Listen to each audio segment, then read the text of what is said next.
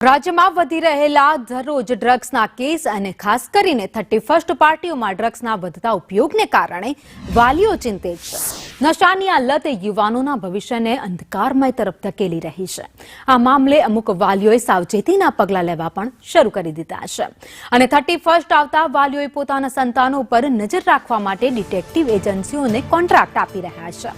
શહેરથી દૂર રહેતા વાલીઓ ખાનગી જાસૂસી રોકી તેમના સંતાનો 31સ્ટમાં ક્યાં જાય છે, શું કરે છે, તેની કોઈ ખરાબ હેબિટ છે કે કેમ, તેનું ગ્રુપ કેવું છે, તેની તમામ વિગતો ડિટેક્ટિવ પાસેથી મોટી રકમ ચૂકવી મંગાવી રહ્યા છે.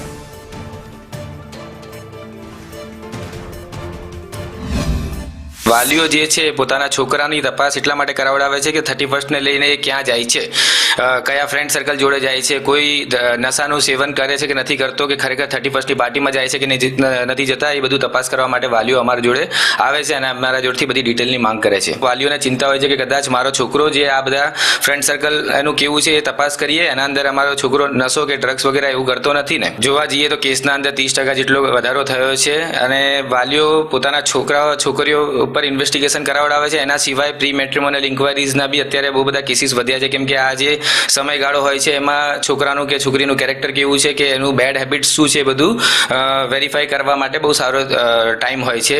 એટલા માટે પ્રી મેટ્રિમોનિયલ ઇન્ક્વાયરીઝના કેસ